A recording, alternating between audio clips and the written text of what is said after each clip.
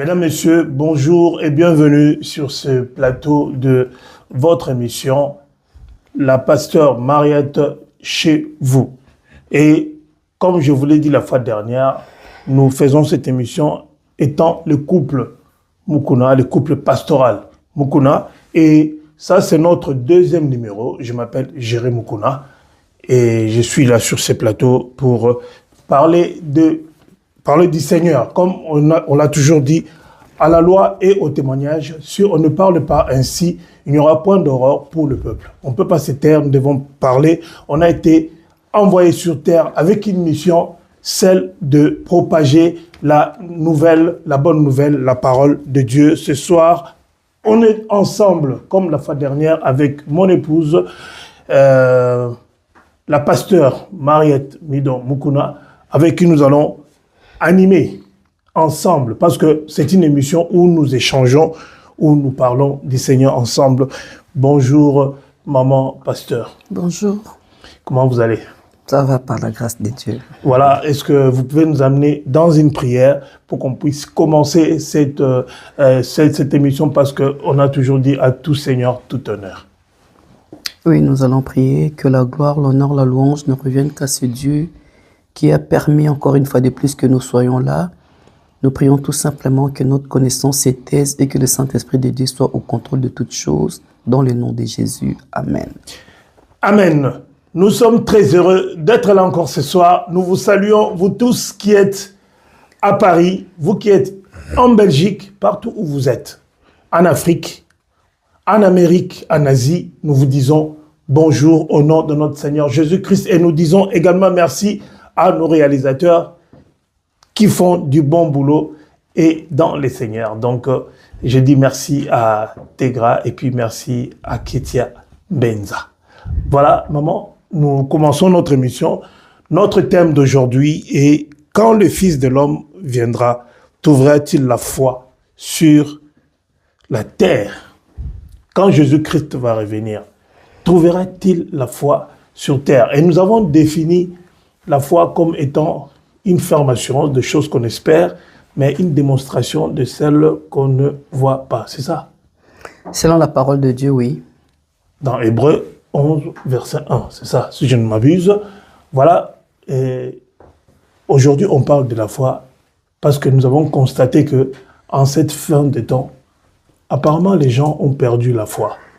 Qu'est-ce que tu peux dire en introduction par rapport à ce que je viens de dire, maman pasteur? Que le Seigneur vous bénisse abondamment. Lorsque nous parlons de la foi, la Bible définit la foi comme étant une ferme assurance des choses qu'on espère et une démonstration des choses que l'on ne voit pas. Et la Bible nous dit que pour l'avoir possédé, les anciens ont obtenu un témoignage favorable. Maintenant, nous, enfants de Dieu, par rapport à l'expérience, par rapport à cette marche que nous avons avec le Seigneur, moi, je vais définir la foi comme étant une folie.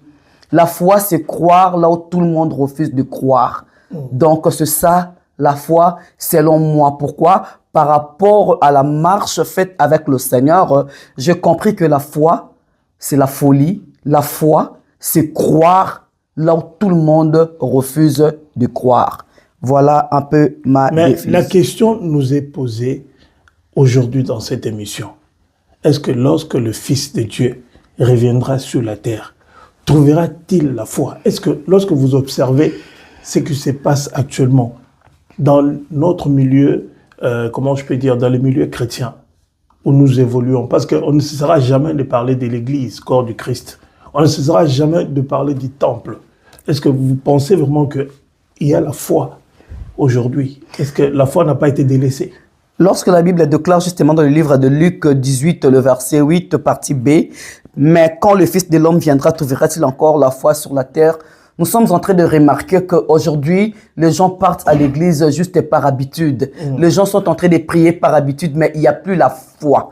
Donc cela veut dire que les gens n'y croient plus. Comme je l'avais dit, je crois une fois dans une émission que j'étais en train de faire, en fait, être païen est démodé. Tout le monde veut être chrétien, mais est-ce que tout le monde connaît réellement la signification de cette chrétienté, d'un enfant de Dieu? Qui est un enfant de Dieu? Comment doit marcher l'enfant de Dieu? La Bible nous dit, sans la foi, personne ne peut être agréable à Dieu. Donc cela veut dire il y a des gens qui ont la foi jusqu'aujourd'hui. La foi, ce n'est pas seulement la définition que nous venons de donner. Le fait de croire seulement que Dieu existe, c'est ça la foi. Aller à la prière, déjà, aller chercher Dieu. Parce qu'on ne peut pas aller chercher quelqu'un qu'on ne connaît pas. On doit aller chercher quelqu'un qu'on connaît. Cela veut dire, je sais qu'avec mon problème, avec ce que je traverse, donc il n'y a que celui-là qui a la réponse à toutes mes questions, qui a la solution à tous mes problèmes. Donc, aujourd'hui, malheureusement, les gens partent à l'église par formalité, mais les gens n'y croient plus. Les gens n'y croient plus du tout. Donc, la foi de beaucoup sont refroidis. Mais si je dois revenir en arrière par rapport à ce que on parle toujours de la foi, parce que nous connaissons de grandes personnalités, de grands hommes qui ont exercé la foi et qui en ont tiré quelque chose. Là, je vais rapidement dire que dans les livres de Hébreux 11, 2, on nous dit que pour l'avoir possédé, les anciens ont obtenu un témoignage favorable. Qu'est-ce que cela veut dire? Est-ce le cas aujourd'hui ou pas? Donc, j'ai compris une chose, quand on possède la foi, ça peut aussi faire en sorte que vous obtenez un témoignage favorable. Alors, est-ce que vous pensez aujourd'hui, au regard de ce que nous vivons, au regard des déviations que nous vivons actuellement dans l'église corps du Christ, est-ce que vous pensez vraiment que nous obtenons des témoignages favorables par rapport à la foi? La Bible déclare, comme vous venez de le dire, pour l'avoir possédé, les anciens ont obtenu un témoignage favorable. Cela veut dire pour avoir un témoignage favorable, il doit y avoir foi. La foi, je dirais, c'est une femme qui a perdu un mari, mais qui continue à croire que Dieu existe et que le rémunérateur de ceux qui le cherchent. La foi, c'est un homme qui a perdu, qui était au sommet. Comme Job. Mais il continue à croire. Il a perdu tout. Il a perdu la richesse, les enfants, mais il continue à croire que Dieu est capable de restaurer. La foi, c'est croire que Lazare est mort, enterré, ils sont mauvais, il n'y a plus d'espoir, mais tu crois que Dieu est capable de ressusciter Lazare. C'est ça la foi. Malheureusement, comme je l'ai dit tantôt, cette foi n'existait plus. Ça n'existait plus du tout. Comme je l'ai dit tantôt, les gens viennent à l'église par formalité, mais ils n'y croient plus à ces dieux grands, à ces dieux qui est capable dans une seconde de changer l'histoire d'une personne. Bien aimé, le Seigneur en est capable. C'est pourquoi nous sommes là. Nous sommes là pour vous parler de la foi. Nous sommes là pour vous dire de croire que c'est encore possible que ce que tu as perdu là, que le Seigneur puisse te le restituer. La foi, bien aimé, dans le Seigneur, comme je l'ai dit, c'est dire oui là où tout le monde dit non. Que pensez-vous d'Abraham, par exemple? Un homme qui a été choisi par l'Éternel, dont l'Éternel a donné l'ordre de quitter sa patrie, sa maison, sa famille, ses enfants, d'aller dans un territoire, dans un pays plutôt inconnu. Il est sorti. Quand l'Éternel lui avait demandé de sortir, le Seigneur ne lui avait pas indiqué la direction. Il lui a dit de sortir. La foi, c'est faire un premier pas et Dieu fera le deuxième. Mais aujourd'hui, pourquoi est-ce que nous devons exercer la foi?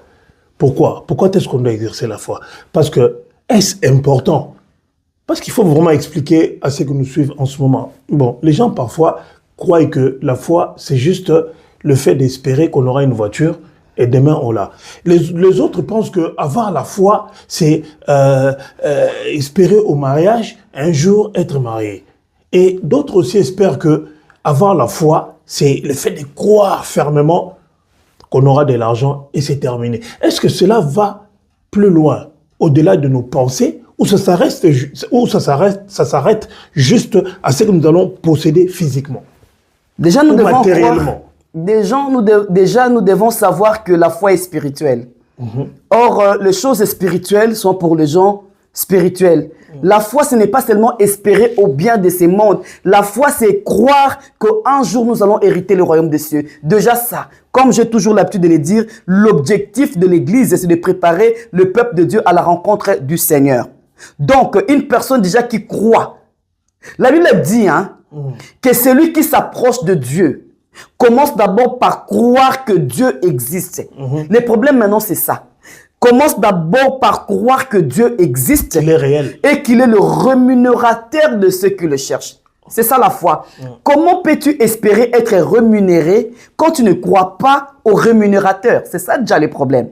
Donc, la foi est spirituelle. Or, si tu n'es pas spirituel, si tu es charnel, tu ne peux pas avoir la foi. Parce que c'est vraiment spirituel. Croire à un Dieu qui te dit, par exemple, quand Dieu a demandé à Abraham d'aller sacrifier son unique fils.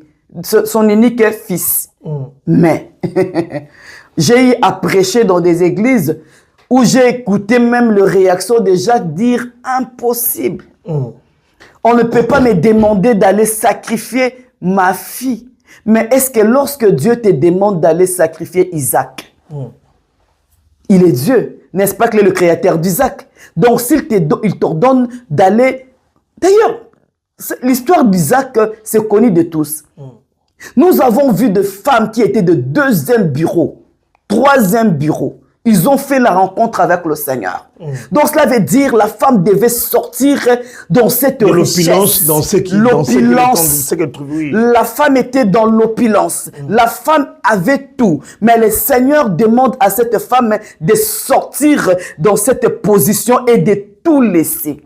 Sans qu'elle n'ait vu les même pas une voiture, elle qui était tout le temps accompagnée de son chauffeur, elle qui donnait des ordres, elle avait déjà des enfants, mais le Seigneur dit à cette femme, abandonne tout, suis-moi. Il faut avoir la foi. Parce que qu'est-ce qui te fait croire qu'est-ce qui me fait croire, quand tu me demandes d'abandonner cette opulence-là et de te suivre, même les apôtres ont posé la question. Tu nous demandes de suivre, de tout laisser, de tout abandonner, de te suivre et en retour. Qu'est-ce que tu nous donneras en retour? Mais qu'est-ce qui te fait croire qu'en retour, le Seigneur va te donner quelque chose? Ah, c'est ça la question. C'est la foi. C'est la foi tout simplement. Bien aimé le Seigneur, vous comprenez très bien. Donc la foi, c'est quelque chose d'immense. La foi ne s'arrête pas. C'est spirituel. C'est tellement spirituel. La foi ne s'arrête pas. Parce que si la foi était juste pour obtenir de biens physiques, on ne se serait pas posé la question de savoir que si le Fils de l'homme revenait sur la terre, trouverait-il la foi? Parce que si Jésus a besoin de trouver la foi, maman pasteur, n'est-ce pas important de pouvoir exercer cette foi et de ne pas l'abandonner? Parce que si la foi c'était juste pour obtenir de biens matériels, on ne parlerait pas de l'abandonner. Parce que quelque part, on a l'impression que le Seigneur, pour rendre justice, il a besoin de trouver la foi en l'homme. Donc, au dernier temps, lorsqu'il rendra justice pour être un vrai juge, il faut que la personne qu'il doit défendre puisse avoir la foi. Carrément. Carrément. Donc là, je vais encore illustrer l'histoire de Sarah, par exemple. Quand je parle de Sarah, ce n'est pas... Au fait, lorsque nous parlons de cette femme, c'est juste pour dire à l'Église que Dieu est capable de tout. Dieu est capable de tout. Bien-aimé, peut-être nous ne connaissons pas ta situation, mais nous venons te dire, toi qui es désespéré, que Dieu est capable, dans cette ventre-là, ménopausée, usée, je vais même dire, l'Éternel est capable de déposer un enfant là-dedans. Le problème, c'est tout simplement de croire. Or, comme nous venons de le dire, les gens n'y croient plus. Mais c'est pas facile, hein? C'est pas facile non plus de croire. Ça demande, vous savez, la foi, avoir la foi, c'est demeurer au pied de Jésus. Une personne qui a demeuré au pied de Jésus, une personne qui a expérimenté les bontés, le bienfait de Dieu, une personne qui a une relation d'intimité avec le Seigneur, c'est une personne qui ne doute plus de tout ce que le Seigneur peut lui dire. Cela veut dire, si le Seigneur te dit que tu auras un enfant, si le Seigneur te dit qu'il va t'élever, si le Seigneur te dit qu'il va tu vas exceller dans la vie, qu'il pleuve ou qu'il neige, j'aime toujours dire, si le Seigneur savait que la promesse qu'il est en train de te faire ne s'accomplira pas, il allait se taire. Parce qu'il n'est pas un homme pour mentir, ni un fils de l'homme pour se repentir. Amen. Le problème maintenant, le temps de la promesse et le temps de l'accomplissement. Cet espace-là, cette durée-là, c'est à ces moments-là que les gens ont fait naufrage par rapport à la foi. Cela veut dire que ça a pris tellement de temps, je n'y crois plus. La Bible, elle le dit. Beaucoup ont fait naufrage, on a même cité les noms des anciens ici, qui ont fait naufrage par rapport à la foi. Cela veut dire, l'Éternel a promis. Mais les temps, écoutez, dans les choses de Dieu, les autres, ça peut faire une année. Les autres, ça peut faire 3 ans. 20 ans. Les autres, ça peut faire 10 ans, 15 ans. Les autres, ça peut faire 20 ans, 25 ans. Et n'oubliez jamais, une personne qui a attendu 25 ans, une personne qui a attendu la promesse de Dieu pendant 20 ans est différente d'une personne qui a attendu pendant 2 ans. Cela veut dire quoi? Là où l'Éternel, au fait, l'accomplissement, oh j'aime le Seigneur, l'accomplissement des promesses de Dieu dans la vie d'une personne dépend de l'endroit où l'Éternel l'amène. Alléluia. Bien, mesdames et seigneurs, nous vous rappelons que nous sommes sur la chaîne Pasteur Mariette chez vous. Télévision, on est sur TikTok, on est de toutes les manières lorsque on diffusera cet élément, cette vidéo, on va vous indiquer le lien où vous devez nous suivre parce que ce que nous sommes en train de dire est tellement important parce que nous n'avons pas autre chose à dire. On n'a pas d'autre matière que celle qui sort de la Bible. On n'a pas besoin de parler d'autre chose, d'aller à gauche, à droite, mais nous utilisons les Écritures pour conduire ces émissions et nous vous rappelons toujours que vous devez vous abonner, appuyer sur la cloche pour recevoir plusieurs émissions. Maman Pasteur, on continue toujours avec notre émission où nous sommes en train de parler de la foi. La foi qui est une expérience, qui est une expérience que tout le monde doit vivre. On sait que Abraham, à cause, parce qu'il avait cru au Seigneur, ça lui a été imputé à justice. Comme on peut dire, on l'a crédité. On l'a crédité à justice, la foi. À justice. Mais dites-moi un peu, qu'est-ce que cela peut inspirer aux hommes d'aujourd'hui? Parce qu'il y a des gens qui ont bénéficié de cette rencontre extraordinaire avec Jésus-Christ. Jésus-Christ s'est approché d'eux. Il leur a permis d'avoir les yeux ouverts. On connaît beaucoup, on ne peut pas citer les noms parce que la liste est longue et exhaustive. Elle est tellement longue, on ne pourra pas la finir. On a vécu comment est-ce que Dieu a ramassé les gens dans la boue. Aujourd'hui, ils sont devenus des grandes personnalités. D'autres, tu ne peux même pas le regarder. Mais aujourd'hui, on parle d'eux. Mais ces gens-là, parce que Jésus, peut-être, il traîne, peut-être que il est le Dieu qui n'agit ni peut-être comme il a dit qu'il revient bientôt, depuis les apôtres, donc ils ne reviennent toujours pas. Alors on s'est dit, bon, on met la foi de côté, parce qu'elle est plus importante. Parce que nous, on avait prié pour devenir grands. Dieu a fait de nous de grandes personnalités. Dieu nous a élevés, donc on met la foi de côté. Dieu est celui qui n'agit ni tôt ni tard. Déjà, mettre la foi de côté, c'est chercher sa mort. Je vais vous donner un exemple, un témoignage. Un jour, je me suis retrouvé à Kinshasa avec une amie qu'on a passé des moments dans la présence de Dieu, une prophétesse, et quand elle prophétisait, des choses se réalisaient. Mais quand je suis rentré à Kinshasa, j'étais en train de lui parler de Jésus. Elle m'a regardé. Elle m'a dit, Mariette, ça j'aimerais le dire en lingala. Elle m'a dit, Mariette, yoti lelo zalaka na ba foi wana, biso tosito bois ki sango. Je suis en train de parler d'une servante de Dieu, d'une grande servante de Dieu. C'est la réponse qu'elle m'avait donnée. Je lui ai regardé droit dans les yeux et je lui ai dit, ma chère, nous qui espérons à de grandes choses, nous ne pouvons pas abandonner la foi. Parce que abandonner la foi, c'est chercher sa mort. Abandonner la foi, c'est déclarer sa mort. Alors je lui ai dit, nous autres là, qui espérons à de grandes choses, nous ne pouvons pas abandonner la foi. Elle s'est moquée de moi.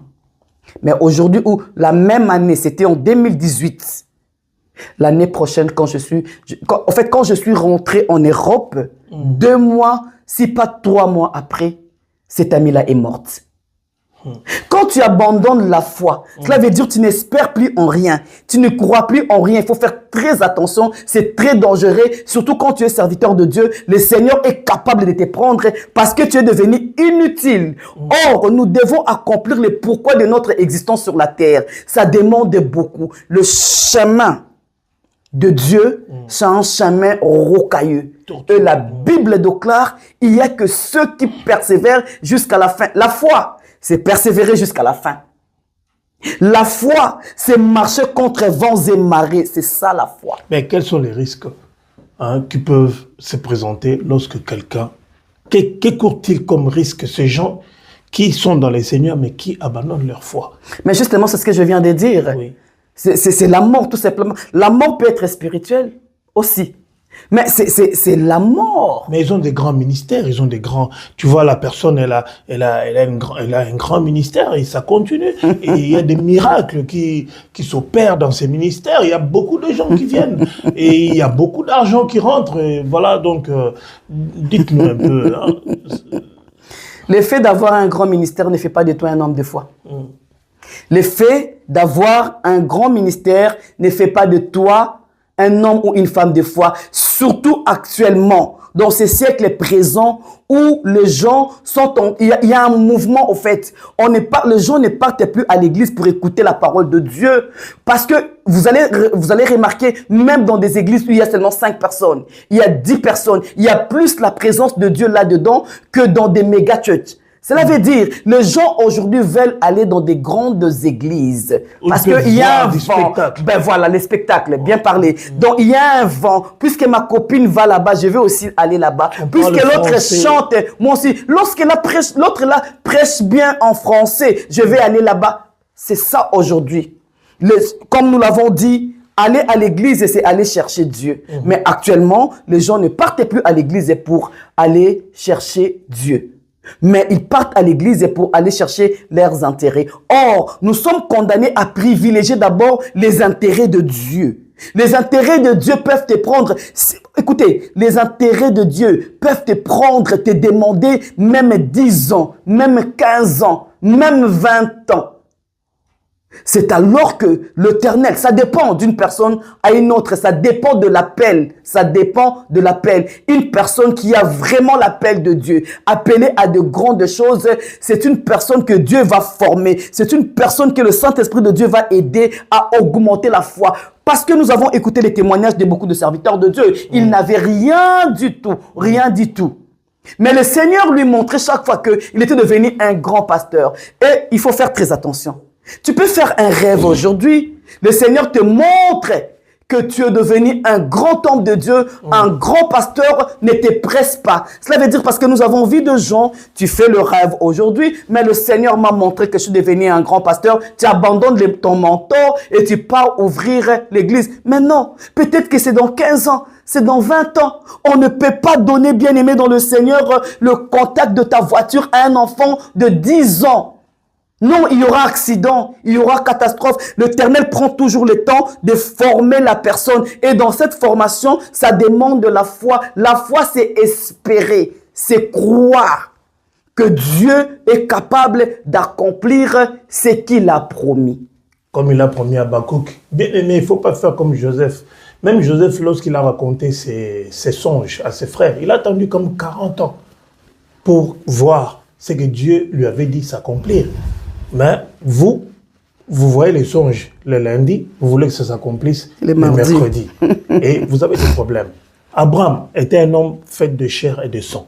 Abraham avait menti, malgré que c'était l'homme à qui Dieu avait dit beaucoup de promesses. Mais quelques jours, il a eu peur devant un roi et puis il a menti que sa femme était sa sœur, tout ça. Ne crois-tu que ne crois-tu pas que ces gens aujourd'hui qui veulent mettre un peu leur foi de côté, ils se disent, bon, si Abraham a menti, c'est qu'il était comme nous aussi. Donc, même si on pêche un peu, même si on met de côté la foi, rien ne va nous arriver. La vie d'Abraham n'est pas la vie de tout le monde. Dieu fait grâce à qui il veut. D'ailleurs, vous savez, un jour, il faut bien lire la parole de Dieu, il faut bien mettre la parole de Dieu. Même pour l'accomplissement des promesses de Dieu, ça dépend aussi de la marche de l'enfant de Dieu. Comment est-ce que tu marches? Voyez-vous, quand l'Éternel avait fait la promesse à Abraham, c'est lui qui va délivrer, non, même pas Abraham, c'était Moïse. C'est lui qui va délivrer le peuple israélite de l'Égypte. Mais la Bible déclare, mais il a salué la bénédiction de loin. L'Éternel lui avait dit que c'est toi qui vas libérer ces peuples et tu vas leur faire entrer dans un pays où coule le lait et le miel. Maintenant, la marche, quand l'Éternel a fait la promesse et le temps de l'accomplissement, la marche de Moïse a fait que Moïse ne puisse pas entrer à Canaan. Vous allez dire quoi? Que Dieu a menti? Non. L'Éternel a fait des promesses à beaucoup de gens. Maintenant, le temps de la promesse et le temps de l'accomplissement, ta marche avec le Seigneur, c'est ça qui déterminera l'accomplissement de la promesse. Tu ne marches pas.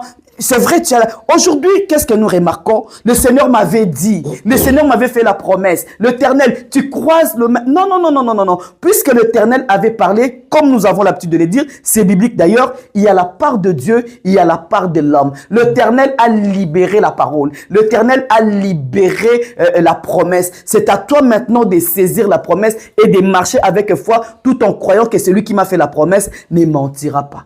Maintenant, beaucoup, comme nous l'avons dit, ont fait pendant la marche. Pendant la marche. Écoutez, ce ne sont pas... Oh, merci Seigneur. Ce ne sont pas les enfants qui sont nés dans les déserts. Pendant la marche, ce sont ces enfants-là qui sont entrés à Canaan. Mais le peuple israélite eux-mêmes, qui ont fait la sortie avec Moïse, mais tous sont morts. Et pourtant, ils avaient la promesse. Le Seigneur leur a dit... Le Seigneur a fait la promesse en disant... Je vais vous libérer, je vous libère de main de vos oppresseurs. Je vais vous faire entrer dans un pays où coule le lait et le miel. Mais quelle était la marche de ce peuple? Ils ont très mal marché devant le Seigneur et le Seigneur les a tous exterminés. Sauf leurs enfants, tous ceux qui sont sortis de l'Égypte ne sont pas entrés en Canaan. Sauf, comme tu l'as dit, Josué et Caleb.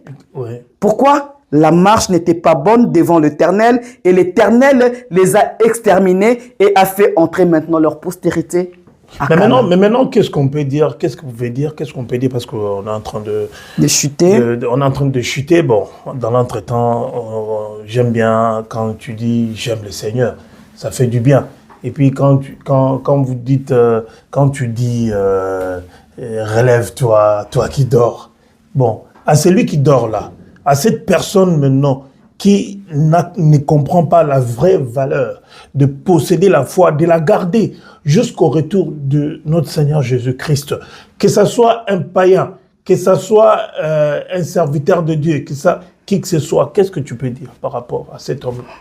De te réveiller tout simplement, réveille-toi, toi qui es en train de dormir, relève-toi. J'ai toujours l'habitude de dire l'heure est grave. Bien aimé dans le Seigneur, l'heure est grave. Là, je suis en train d'interpeller tout le monde. Chaque chose a son temps. Des fois, ça m'étonne, toi qui es en train de nous suivre, depuis que tu as commencé dans les mondes, depuis que tu es dans l'alcool, depuis que tu es dans l'adultère, dans l'impudicité, tu es en train de grandir avec ces choses. Tu n'arrives pas à abandonner. Ce n'est plus le moment. C'est le moment de mettre ta vie en ordre. Une personne qui continue avec ses habitudes, c'est une personne qui est morte. C'est pourquoi nous venons vous dire de vous réveiller. Réveille-toi, toi qui es en train de dormir. C'est le sommeil spirituel. Relève-toi, cela veut dire abandonne l'obscurité. Abandonne ce que tu es en train de faire là. Comme nous l'avons toujours l'habitude de le dire, il est honteux de dire, toi-même tu sais ce que tu es en train de faire en cachette. L'Éternel te recommande aujourd'hui, te demande aujourd'hui de te réveiller. Réveille-toi, toi qui es en train de dormir. Relève-toi. Applique la foi. Fais confiance à l'Éternel. Il est le patron qui paye bien. Il est le seul patron qui paye bien. Et attends. Amen. La Bible déclare que... Oh, Alléluia. Merci Seigneur. La Bible est en train de nous dire de garder notre espérance. Garde ton espérance à laquelle est attachée une grande rémunération. Or, garder l'espérance, c'est croire que Dieu est capable de nous rémunérer comme je l'ai dit. Voilà, chers amis, ça a toujours été un réel plaisir de savoir que vous nous regardez. Sachez que même si vous êtes 2 ou si vous êtes 3, d'ailleurs, ça nous fait plaisir que vous soyez là. Et nous avons remarqué aussi, on dit merci à nos frères, hein, on dit merci à nos frères qui s'abonnent. Hein. Soyez bénis, soyez vraiment bénis dans le nom puissant de Jésus. Nous allons vraiment, comme nous l'avons dit la fois passée, agrandir cette émission, bien-aimés, dans le Seigneur. Nous sommes dans le faible commencement, mais le Seigneur est en train de nous assister parce que en ces temps de la fin, bien-aimés dans le Seigneur, le business qui est en train de vrai payer, de bien payer, bien-aimés, c'est celui de Jésus.